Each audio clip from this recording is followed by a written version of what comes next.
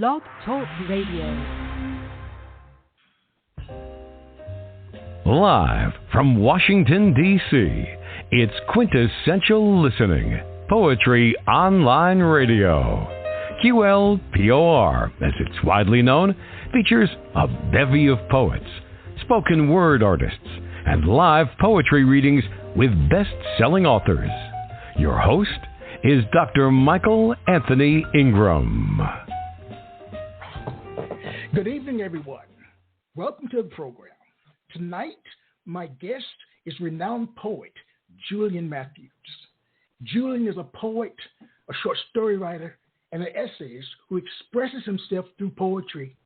He has been published in many, many journals and other types of publications.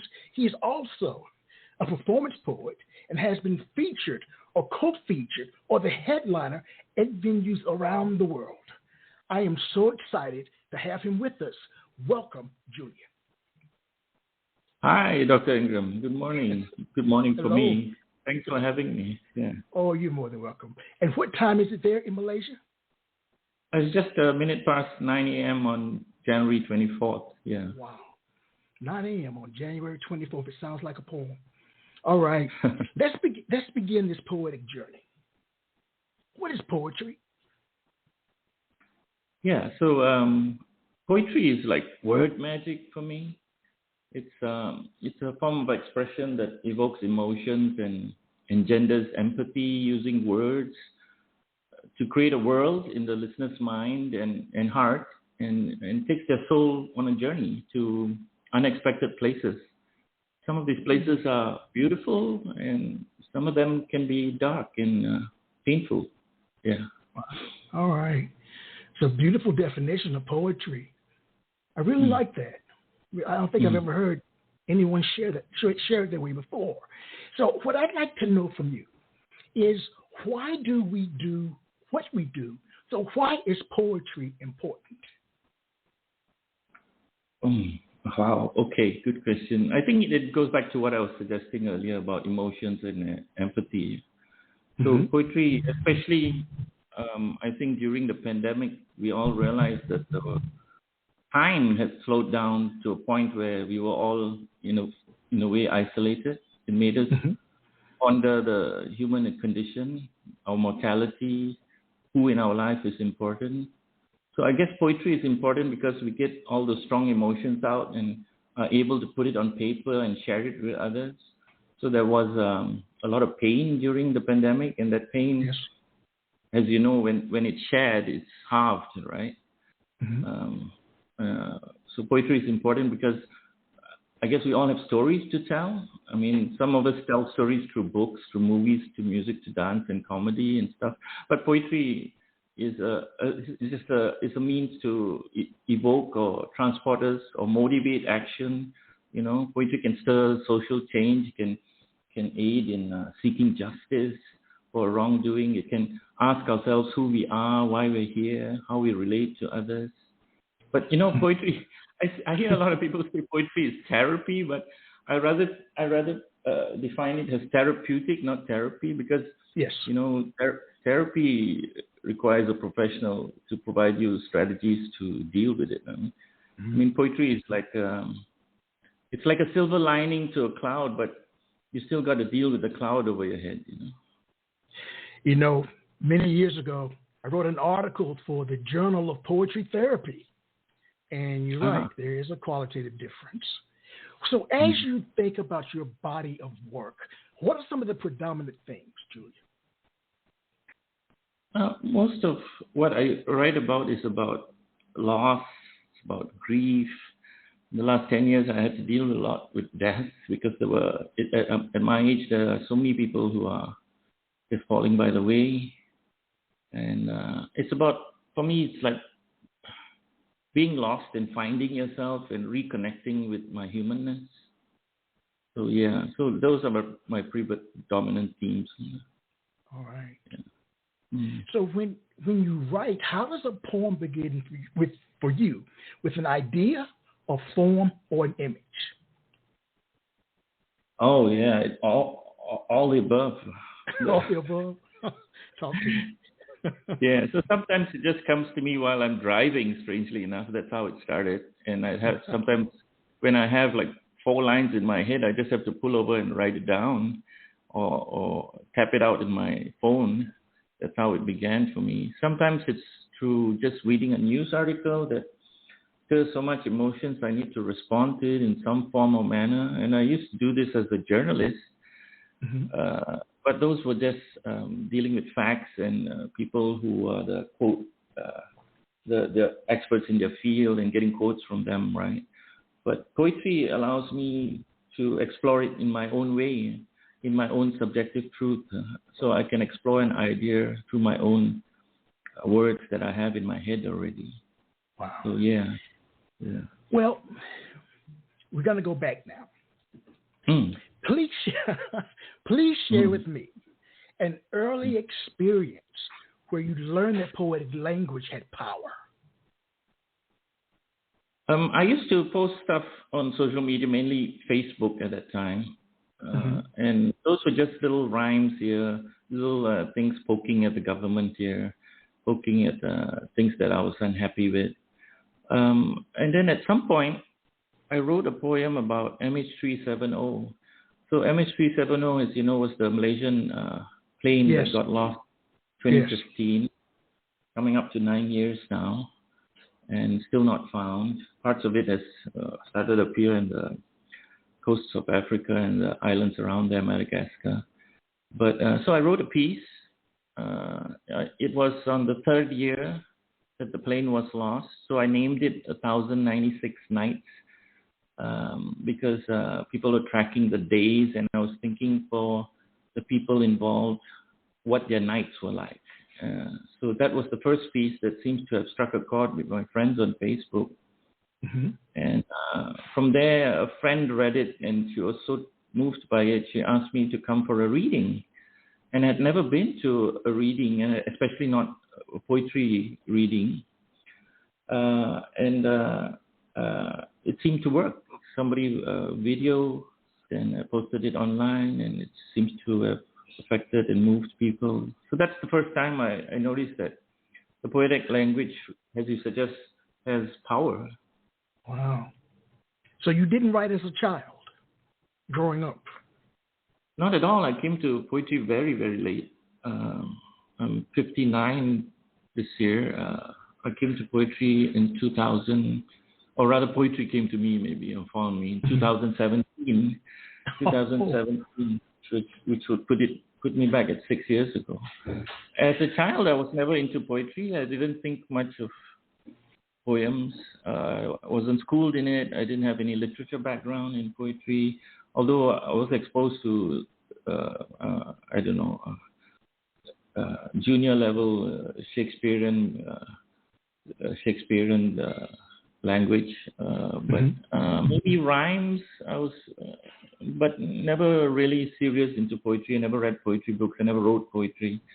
Yeah, so I was a journalist for 15 years of my life, and a media trainer for 15 years, another 15 years of my life, and in between I was a PR professional. So poetry was never part of it at all. You've been extremely prolific. I mean, when I had an opportunity to read your bio, the full-length one online, in terms of your poetry performances, you've been everywhere. What was that like? What's it like traveling like that? So, because of the pandemic, I noticed when I started submitting poems online that they were doing some readings. And these readings were initially on some other online platform. Then I noticed that Zoom became the de facto platform for poets. So I found so many other poetry open mics happening during the pandemic because everybody shifted online, and Zoom was pretty reliable, and audio was very clear, and the video was fairly decent. And so I finally found, I thought, a great space where I could still go back to performing poetry in the comforts of my home. And that got me writing again, and got me performing again, which was very cool, and learning how to use the platform to be more creative and imaginative. And because these open mics all over the world some of them demanded or had themes, weekly or monthly themes, and some of them, and because you didn't want to repeat yourself, I kept writing and writing and writing. Yeah. And soon I had a pile of poems to perform. I'm sure. Because I kept reading and reading and reading. It's incredible. Julian, please share a poem. Okay, so I'll share the first poem, which is about me being slightly different in Malaysia. We have 3 main races in Malaysia, which is, and when you fill up a form in Malaysia, they require you to fill the boxes, tick the boxes. The first one is usually the majority, which is Malay. The second is under race, Malay. The second one is Chinese, which is about 20-25% of the population. And the third one is Indian, which is about less than 10% of the population now. And then the fourth box is for everybody else, which comprises maybe 60 other different mixed race and native and indigenous race people. And I had to I always tick the last box. So This poem is called Other, or Lain in Malay, which is spelled Lain. So here goes. As a schoolboy, I was always asked what mix I was, as if I were ingredients to make a cake by, as if I were eggs that needed to be separated into yellows and whites. For better or worse, then I would say I'm half-baked or setengah masak, like the 2 half-boiled eggs my Anglophile holy Ceylonese father ate ritually every morning, made faithfully by his Chinese-born Indian-adopted wife, and served with white salt, black pepper, and brown toast. White, yellow, brown, or black. Color, mix, race, boxes to tick. Why didn't we have more choices like the Luna 12-color pencil boxes we had, or the 64-color boxes that my rich friends had that I so envied? Because I was told I was not Malay, Chinese, nor Indian, and even though the teacher insisted Ceylonese should be classified under Indian, I refused to play the game. And why was my mother's composition not in the equation? When it comes to race, cikgu, jangan main. Teacher, don't play. I would rather be tagged lain, others. Not as a badge of shame, but to show that under this prick skin, we are same. After all, isn't lain just an anagram for nail, like the 2 in the cross? I'd rather be a martyr than for all those who are lost. And if they crucified me for it, maybe it would start a religion that 1 billion others profess to. And the lain Gospels would not be written only by 4 men. It would have 1 billion godless spells written by every man, woman, and every gender in between. Every page, verse, and chapter would not be just in black ink on white paper, but a psychedelic rainbow reflecting nothing anyone has ever heard or seen before. We are all from the same DNA. So why do you label me as another? Do our mothers and fathers deserve to be called others? I could call you sister or brother or any pronoun you wish to be. You see, it really doesn't matter to me. I only see what I see. Do you see me too? So tell me again, what color are your fears? What race are your tears? What religion is your blood? What language are your hopes? What ancestry, breeding, caste, descent, extraction, pedigree, parentage, background, status do I have to be to call you my friend? And what will it take for you to identify me as human? Because when they made lain, they didn't just break the mold. They broke the yolk and mixed in white salt and black pepper and dipped brown toast in it. And it was whole meal, fully organic, naturally delicious. Take it or leaven it. We may decline to be defined by tiny boxes you tick on, and we may pay the price because we don't conform. But at least we know are our own. Yes, I am the other. We are all others. Instead of other, can't you just reach out, shake my hand, and call me brother, and poem. Thank you. Wow. I need a second to recover. There was a beautiful piece. Thank you. Julian, is a poem letting your guard down or building a wall? Interesting question. I guess the obvious answer would be letting your guard down, because who wants to build walls? But I think both in a way, because let's say you share your truth, and your truth is a subjective truth, and yours alone, right? And you're vulnerable when you share it and you let it all out. But you also set boundaries. When sometimes you can set boundaries in your poetry and tell people that no is no. This is where I draw the line. Here's why, And poetry can do that. Like, so in that sense, it can suggest that here is me, vulnerable me, everything about me. This is my truth. But it also can say, this is where I draw the line. This is where I stop. This is the kind of wall I want to build around me, right? And this is my truth. Yeah. Does that make sense? Yes, it does.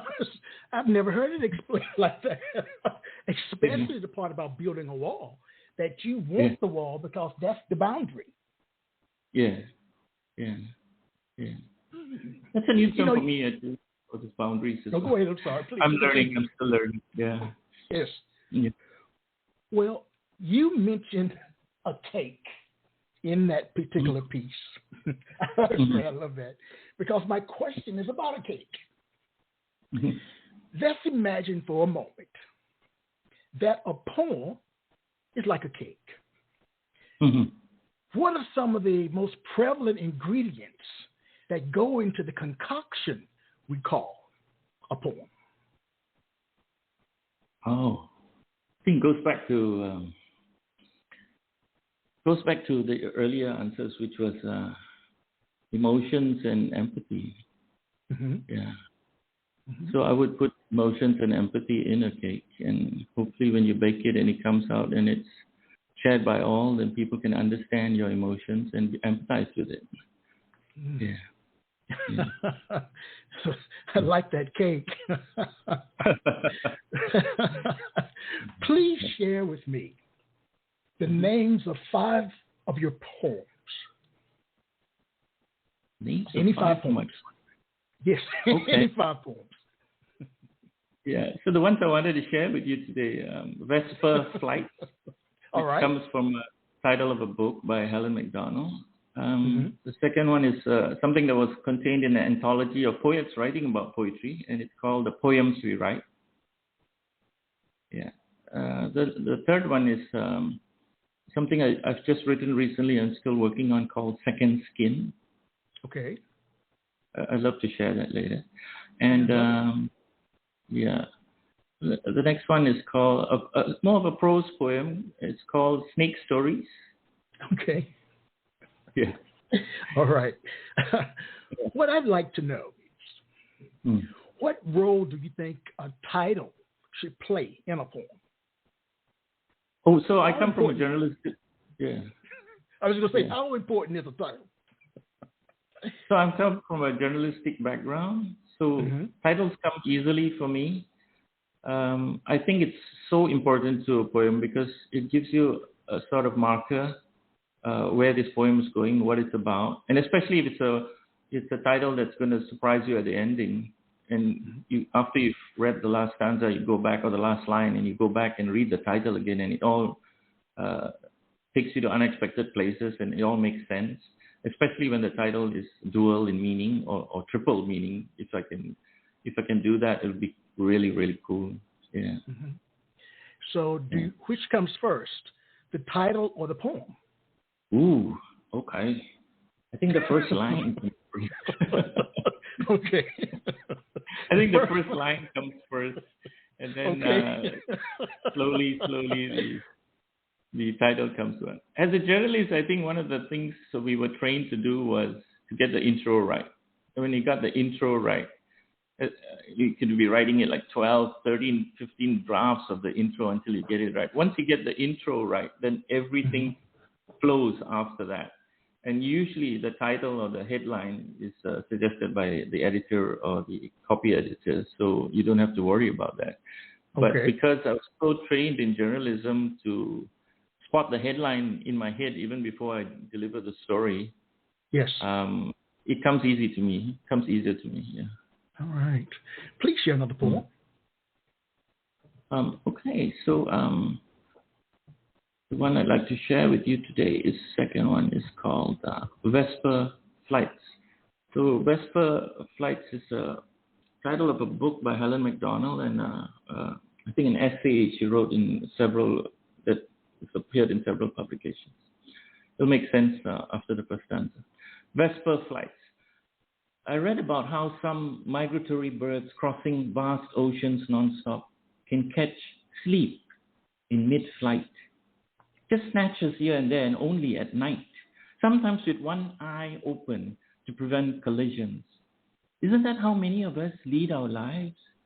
Under pressure, trusting the wind to carry us, letting the air catch our breath. Maybe we just need to land and rest a bit. I left the sky because your blue was overwhelming. Yet I still hear your cawing in the distance. This constant pecking for mealworms under bark, this incessant annoying tweets on my shoulder, this furious fluttering poking at my eyes, sucking my tears up like nectar. I am my own prey now. I tuck my head under my own broken wings and let these talons dip deep into this unworthy flesh. I'm evolving, flightless. I'm more earthed now, a groundling. I'd rather crawl into my own skin than feather this empty nest. Yet you say it was always about me. I say maybe. Happiness is a selfish thing with strings attached. You give in order to receive. They take and take and take until we both break. Some gifts are better left unwrapped. They are flying lessons in paper planes. We rise and fall, crash and burn. You fight the flow, then eventually learn to let go. Truth, yours and mine, like currents, can part in separate directions. Acts of faith can't be taught. They come late in flight. Being selfless doesn't come naturally to me. I need to find solace in other lost souls first. Only those who seek will be found, they say. But even amateurs can be profound. It may be a while before I can rise above it all, go high, crest the night sky, shut both eyes, and trust the wind again. Perhaps I'll meet you there, on mended wings, and a final whispered prayer. End poem. Thank you. Wow. What about that particular piece intrigued you? I was very intrigued by the essay written by Helen MacDonald about how some birds can actually continue flying even in some form of sleep. Mm-hmm. And that intrigued me so much. I think initially she wrote about a specific kind of bird, which I can't remember now. But I read that I read some research, which research usually equates to just Googling. So that other birds as well do this, frigates and all that, they are just in the air and they're asleep. And I thought that was so poetic and so beautiful and so mind-blowing in a sense. So that started me off. Yeah. When you share, when you read, when you recite, as I'm listening, you soar with your words. Oh, thank you. Yeah. I soar with my words? Yes. Yes, you do. Oh, that's good to know. Thank you. Yes, you do. I can see why you're a performance poet, because it's there, the performance piece. I've always believed that a poem should be lived, just like your life. To bring it off the page has always been important to me. Yeah. So what I'd like to know from you is, what is the relationship between your speaking voice and your written voice?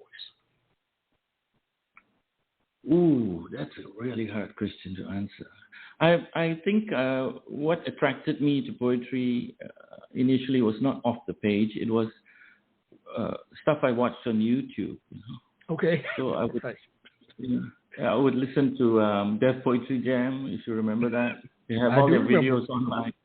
Yeah, and Saul Williams was on it, and Sarah Kay, and all these people that I never knew at all. It's this guy named Marshall Davis Jones, and then later I just watched all these spoken word artists like Hanif Abdul Rakib, you know him, and Rudy Francisco, and Taylor Marley, and Harry Baker, British guy, and Shane Koizan about bullying. So Kay Tempers from Britain as well. All this amazing performance poetry, that is what attracted me to it, because how they would stir an audience, how they were speaking their truth, and how they were sharing something that was sometimes so painful, and you'd get it, and I understood it, and I could follow the story, and that attracted me to it, and that's what I wanted to do. I wanted to stand on stage, even though it was so scary, even though I was a trainer and stood in a coat and tie in front of executives and CEOs, performing your own poems that come from your soul is really, really, really quite a nerve-wracking thing. Yeah. Yes, it is. So that's what attracted me. Yeah. So it was like you were a sponge, picking up information, picking up voices, sounds. Yeah. As you continue. At first, just being imitative, but later finding my own voice. My first poetry workshop was run by a performance poet named Catherine Brogan, Cat Brogan, from Northern Ireland. She was a poetry slam champion, and she came to Malaysia, and she's a poetry educator and activist. So that was my first exposure to performance poetry directly from a person who has actually done it and lived it and did hundreds of them all across Britain. And so just shout out to her for encouraging and validating what I was doing. Yeah. It's wonderful. All great writers, Julian, have great writing influences. Who are some of yours, and what makes them great in your eyes? Wow. Ooh, too many to mention. Just pick a couple. Who am I influenced by? I think I mentioned all the names of the performance poetry people earlier. Saul Williams and Sarah Kay and Harry Baker and Hanif Abdul Rakib and Taylor Marley and Rudy Francisco. And I listened during the pandemic to Billy Collins. Billy Collins is a former poet laureate of the U.S. and he started a Facebook podcast, or rather a Facebook live cast, and everybody was following. And it for me, it was like 5:30 or 6 o'clock in the morning. So I used to wake up and just listen to his. Usually it's very short, 30 minutes to 45 minutes, and he would read his poems and other people's poems that he liked. And he was very casual about it, and he would play jazz at the beginning and the ending, which usually got him into trouble because, it was copyright. But they managed to pull it off.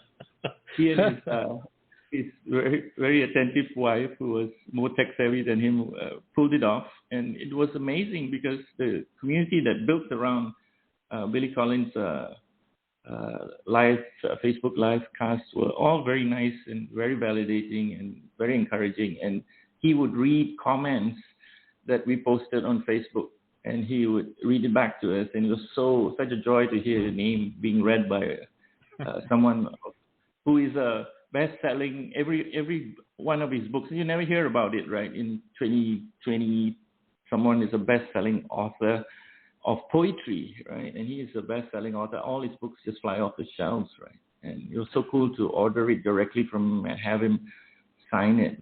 That was really cool. I was very influenced by his humor, and underlying his humor of his poetry is always a beautiful and wonderful message that you have to read over and over again or hear over and over again. And sometimes it's very plain and simple, you think, but it's incredibly complex.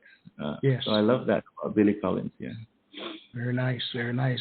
Let's take a brief break. and we'll be right back. Bye.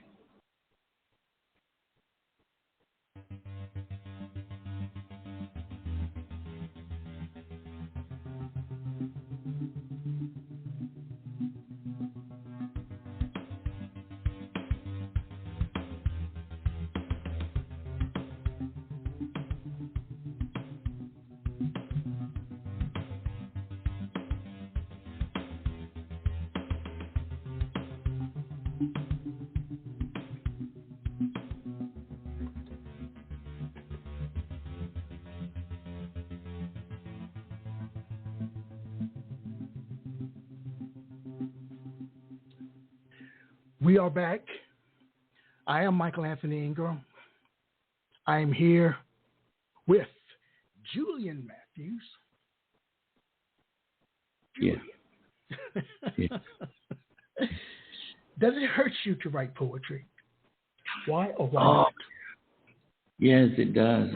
Sometimes I'm bringing out stuff that I have left buried for years as a child, and when I was encouraged to write, I attended a whole bunch. I didn't think I was a very good poet, so that my poetry was just to amuse some of my friends on Facebook. And since somebody took one of my poems so seriously, I decided I got to learn this. I got to learn what all this is about. And I attended like team workshops and any workshop I could find online. And one of the big influences for me was Sharon Baca. She's an English teacher based here some years, and she runs a workshop at first in person, but after the pandemic on Zoom. And I've attended 3 of her workshops, and every time she has a free workshop after that as well, just a 2-hour catch up. She encourages us with prompts, and although she doesn't really directly teach you poetry, she encourages and validates everything I write, and so that's very encouraging. And shout out to Sharon Baca and all the people who in those classes all have formed a nice community, and they all encourage each other. I think it's very important because you're dealing with a lot of personal pain, as you suggest. Yes. And when you share this pain, you want to save space for people to hear you out, to just accept you for who you are, and to understand and share your pain with you, or validate your emotions, tell you that it's okay. I think that's important. I'd like you to tell me about a poem you are proud of writing, but afraid to share for fear of misinterpretation. Yeah, so I was afraid to share this poem because it involved America pulling out of Afghanistan after 20 years. All right. And I was worried about how it was going to be misconstrued. So it's called Falling Men. Shall I read it? Yes, I'd love that. Yes. Falling Men. The news clip came with a warning, a crossed out eye icon. Sensitive content. This video may show violent or graphic content. They needed to freeze frame the video and circle the blurred distant figures in red as if to say, here be human beings. Once again, it's proven that men can't fly. In Kabul or Saigon or New York, the lesson of Icarus is Greek to us all, even to the literate. History repeated, defeated. Pilots like leaders can destroy or save the day. It's all perspective. It's either a cape or another caper. No escape for the escapee. No refuge for the refugee. But there are no heroes here. Just the quiet desperation of silhouettes in midair, human beings with hearts and hopes and dreams, now crumpled bodies on the tarmac. A host on Zoom open mic once welcomed me as a poet from the far east. I suppose it could have been worse. He could have said Oriental or Third World, or used the blanket term, Asian. Maybe I should embrace the fact that I'm not just from a single nation, but am continental, better engineered, luxury branded, more expensive. But Asian or African aren't terms associated with continental, are they? Better a continent than incontinent, I say. I'm reminded of the photo of the falling man of 9/11. The sharp focus outline of another human being in mid-air against the stark backdrop of black and white vertical lines of the soon-to-collapse Twin Towers. Uncertainty of who he was still hangs in the air. They say he may have been a staff at Windows of the World, a restaurant in the North Tower. The body was never found. Amid the ash and ashen, all is gray. Sometimes the lens of red, white, and blue is blurry, unfocused. We know how we got here. We just don't know how we're going to leave. It's all perspective. There are no heroes here. We look out through our own windows of the world now. We zoom in and zoom out, muting and unmuting each other, depending on who's the host, the pilot, the leader. Sometimes the meetings are recorded, sometimes not. Sometimes people are focused, clear. Sometimes they are blur or cracking up. Sometimes they are quiet, grieving. Sometimes people fall off the screen and are never heard of again. In the virtual world, it's easy to click leave and just go. In the real world, leaving always, always comes with a price. End poem. Thank you. Yes. What did you release inside your body when you wrote that poem? Oh, yeah, so many things, right? There were 3 Malaysians who died in the Twin Towers. Of course, I didn't know that, no. Yeah, so there were a number of people from a number of nations who were working in both the Twin Towers, and there were 3 Malaysians who passed there. So just imagining those bodies eventually being found and brought back to Malaysia, and with the echoes of the 2 planes we lost in 2014, we lost MH370 and MH17 because it was shot over Ukraine, and everybody in that plane also passed. So with that in the background, it was just looking at the video of those people sitting on the plane that was taking off from Kabul, and then knowing fully well that those people were going to fall off the plane, And sure enough, as the plane took off, and then what stirred me was a comment I saw on social media where somebody said, "Why are these people so stupid?" Not knowing who those figures were, like 8 bodies fell off that plane, right? And I tracked that story, the follow-up story, and one of them was a doctor, Wow. And obviously, and one of them was a football player who was playing for the national youth team, and one of them was a doctor. You would think, why? You're the person who's trained as a doctor, a scientist, a medical guy, someone who knows something about what's going to happen, take such a huge risk, climbing on the body of a plane that was taking off. And when you read his name and you hear about his background and how his body was retrieved, and you know that this guy was probably in some form or manner helping Americans in Afghanistan, and he knew that when the Taliban came back that he was good as dead. Yes. And when you understand that desperation in people, when you understand that, then you never say that they're ignorant. You never say that they're wrong. Wow. Until you're in a situation like in Ukraine where you're so desperate that you don't know where your next meal is coming and when the bomb is going to fall on your bomb shelter. You never really know. You never really know people's situations. That brings up a question that I ask every single time. As you just shared, there's so much happening in the world, so much happening. The good, the bad, the ugly, and the indifferent. What I want to know is, what do you view as being the role of a poet in modern day society? Ooh, wow. Big question.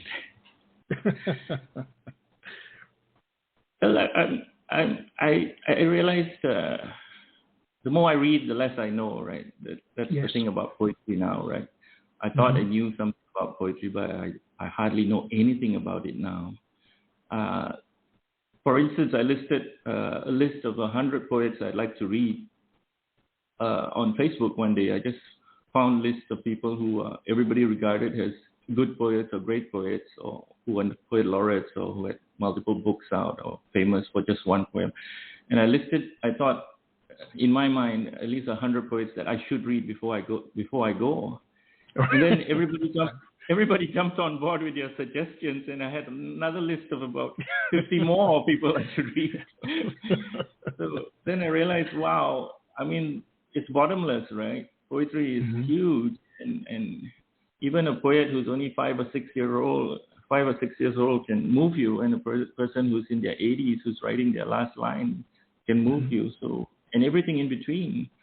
And being on the open mics, shout out to all those people who really, week after week, put it out there, new poems out there, and every one of them has something to share that is can be so impactful and touch you.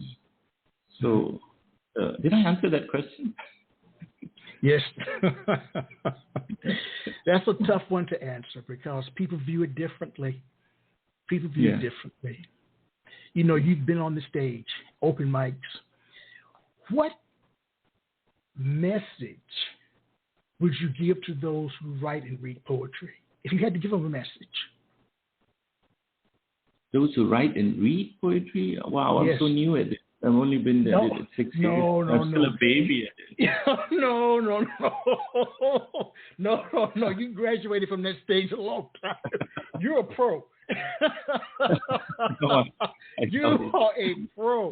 If you watch Def Poetry Jam, like you said in that video tape, I'm so grateful that you said that, because you've been doing it far more years than I have. You've even thought it. I've read your bio. What message would you give them, my friend? What would you tell them?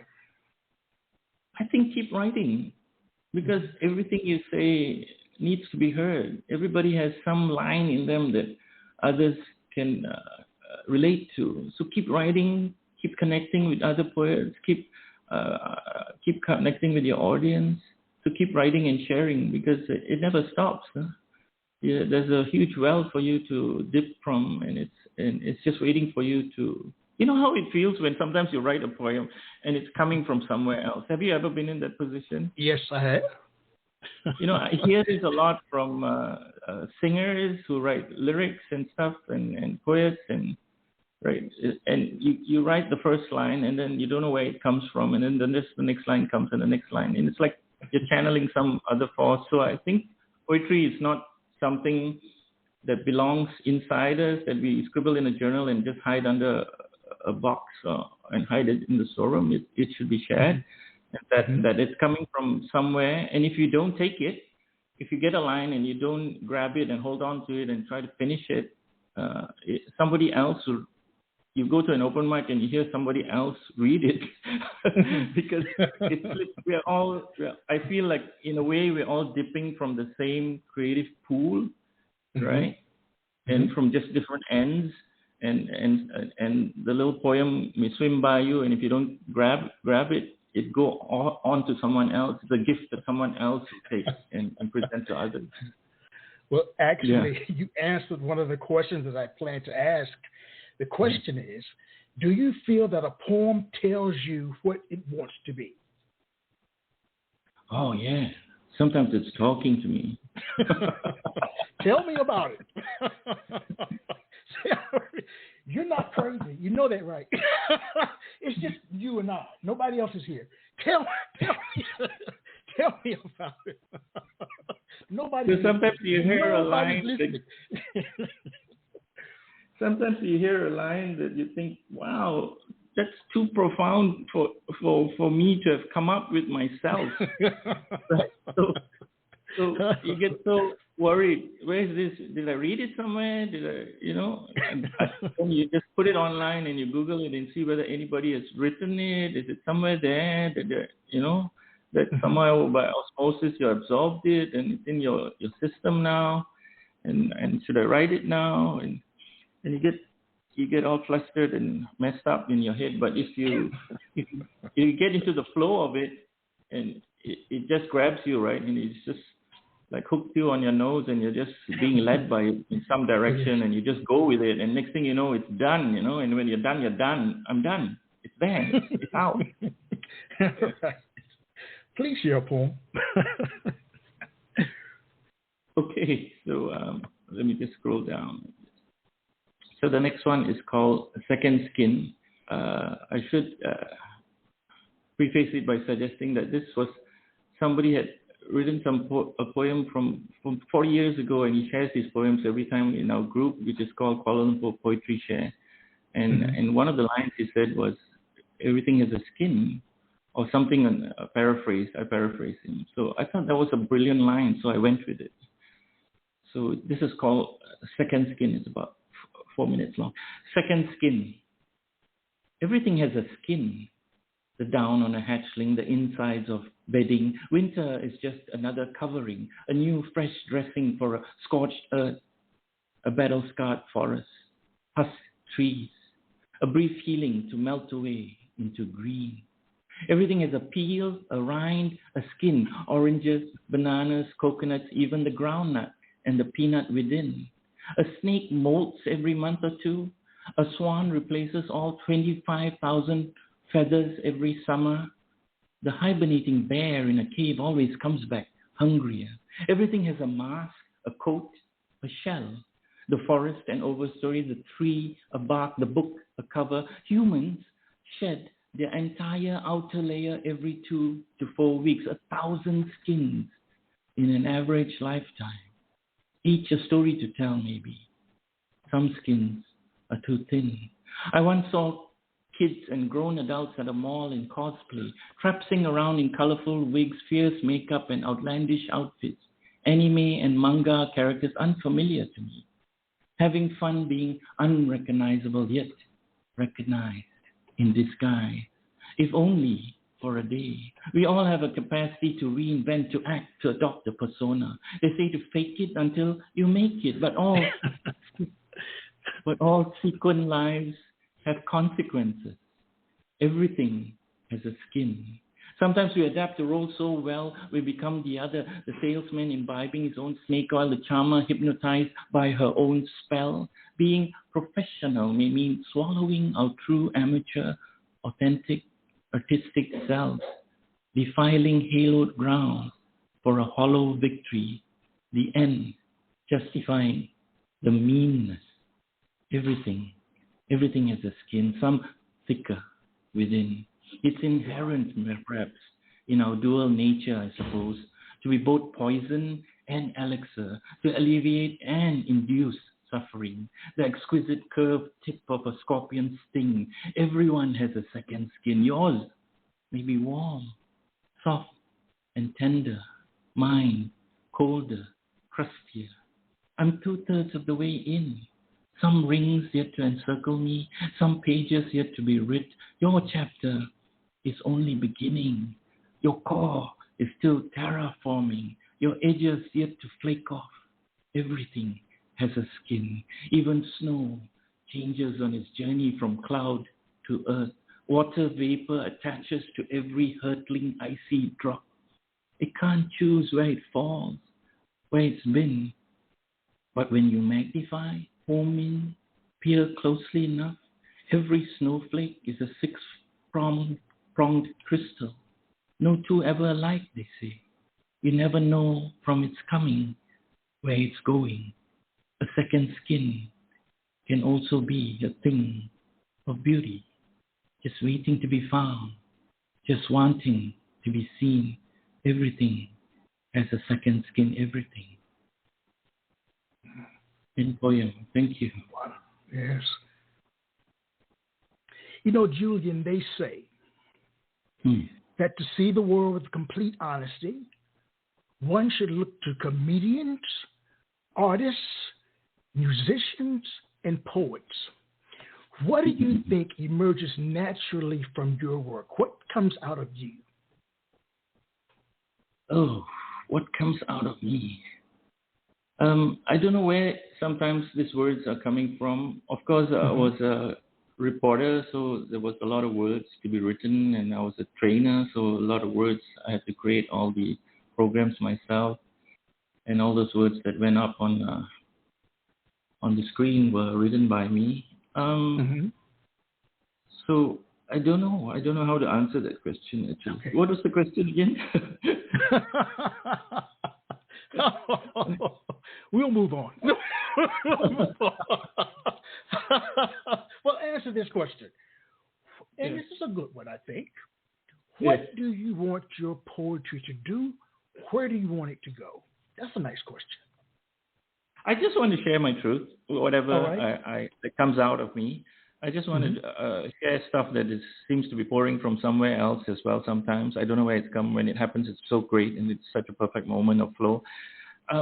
I just like to share some of the stories that I've somehow or rather absorbed into my system, and now it's coming out in different forms. Sometimes it's very personal, and sometimes it's imagined. Sometimes it's just pure fiction. I've just invented something I never knew existed before. So I just want to share that, and I hope that somebody out there can, even if it's just one person, can relate to it and somehow take it in and receive it and find some solace in it, maybe, and find it alleviates some of her or his pain, and they can I don't know, put it up and read it to themselves in their quiet times, or times when they are desperate, or times when they are quite lonely, and it gives them some hope. That's important for me, I think. If it just affects one person who takes it in and absorbs it and likes it or enjoys it. You said that you've been writing since 2017, which is quite a period of time. How has your idea of what poetry is and what poetry can do changed since you began writing poetry? Oh, how it's changed. I think I was, because my training as a journalist, I was very literal. Some of the poems were just so literal and so painful to read that, it was like scratching your eyes out, So now, of late, I think it's evolved into becoming, shall we say, more poetic, more use of figurative language, more metaphor, more simile, more paradox, more imagination, and not hitting the nail directly, but trying to be more subtle. I think in any form of writing, if you achieve a point where the message is there, but it's hidden and it's subtle, I think that's cool. You've reached a point where you feel more comfortable, where more people are able to relate to it, and it doesn't turn them off or turn them away. Although some poems just require to be written that way, I think trying to be more subtle and less direct, less literal has changed over the last 6 years. Also, I've become more very weird. I've become more surreal. Okay, all right. Nothing wrong with that. I like that word. Yeah. I like surreal. Yeah. I like surreal. Charles Simic and sometimes Billy Collins. So some of the poems, it just takes you in a completely different direction that you never thought you could go. Right? I mean, he's written about forks, for instance. So I started writing. Sometimes I've written stuff about vacuum cleaners and, and rotating fans and inanimate objects. I personified strange inanimate objects and seeing their perspective. So that's the thing I've been doing lately. It's kind of weird. Yeah. Well, which brings up a question. Now it's your time to brag. What is the one thing that makes your writing unique and different from others? Oh, wow. So, I don't know whether I found my voice yet. Okay, but all right then. I've had groups of people say, oh, that sounds so something like Julian would write, and I was so stunned by that. Then I keep asking them, Can you tell me what is a typical Julian poem? Because I'm writing all over the place, right? I'm writing like small poems and large poems and endless poems and all sorts of things, right? I'm writing serious stuff. I'm writing funny stuff. And so I don't know what my voice is yet. I'm still searching for it. And when I find it, I'll tell you. Okay, very nice. You're welcome back. We've reached my favorite part of the program, which is what I view as a mini poetry concert. This is where you have an opportunity to read 3-4 poems back to back, no interruptions from me. So I know that you know the stage. You're on the stage now, Julian. How many minutes? I turn it over to you. Just as long as you like. Oh, okay. Within reason. Within reason.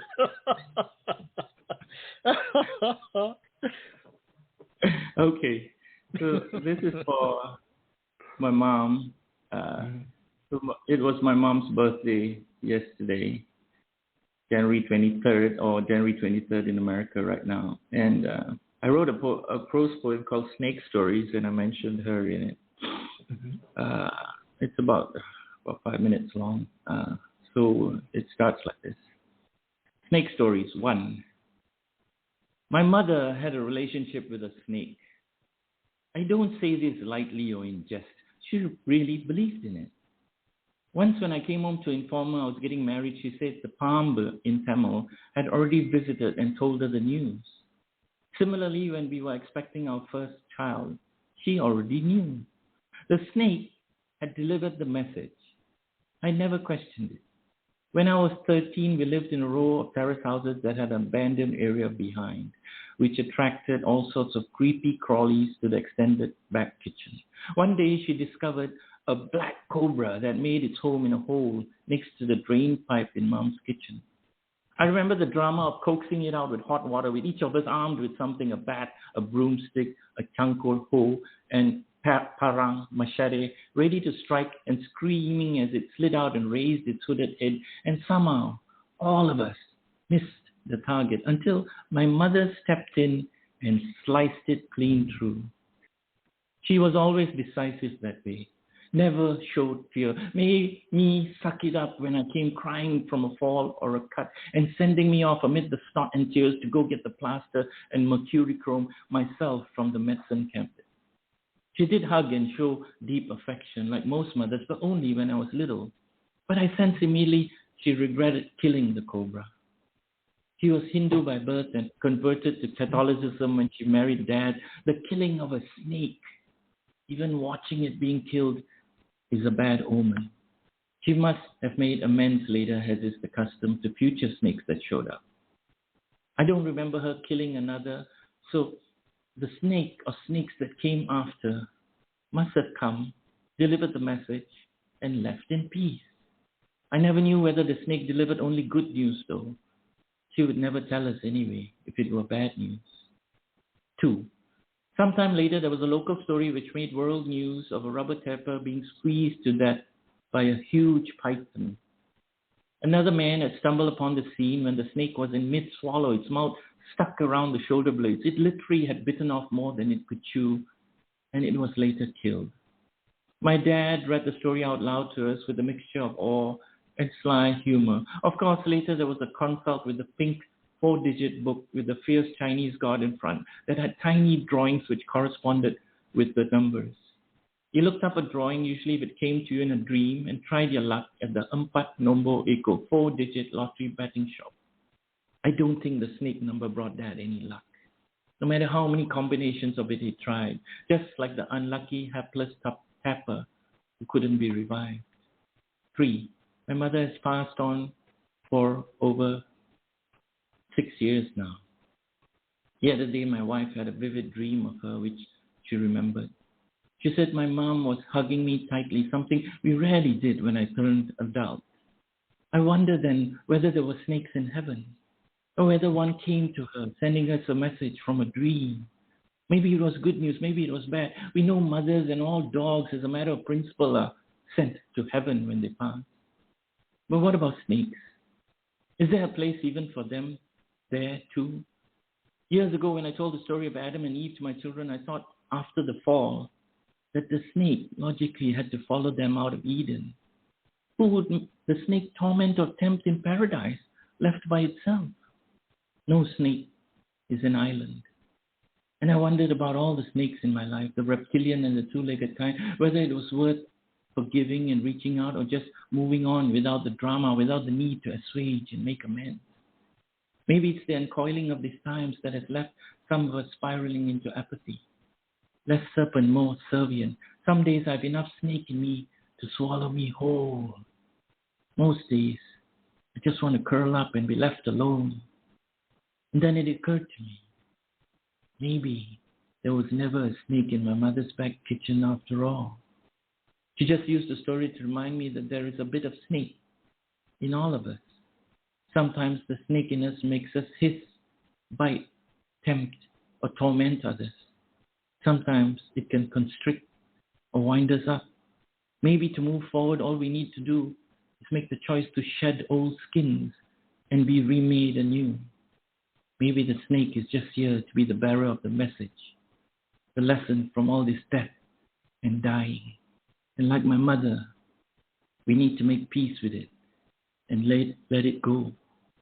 Maybe you just need to listen to the sound of our own rattle and find our way back to Eden and never ever again kill the messenger.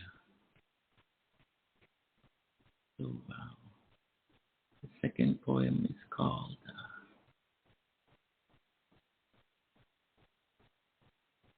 Tunnel. The Tunnel. Someone said these poetry open mics are akin to bridges, but I say they're more like tunnels. In a tunnel, sometimes when you enter, you're excited, sometimes a little nervous, uncertain. Sometimes you're wired, tired, seeking solace. You enter the darkness with hope that there is light on the other side, that you will eventually find a way out, even if you have to dig your way out. When the host asks everyone to unmute and show some love, did you stay muted? Camera off? Aching inside? Was the echo chamber too loud for your ears? When you clicked leave, was it then a relief? When it was over, did you return to your side of the tunnel, underwhelmed, undelivered, uncrossed? Is your side of the tunnel still hollow? A chasm of sameness, indifference, apathy, a cluttered desk you swear is an organized mess, a shelf of unread books, a lone couch, an empty, unwashed mug? Was the friend request ignored? Did the email go unreplied?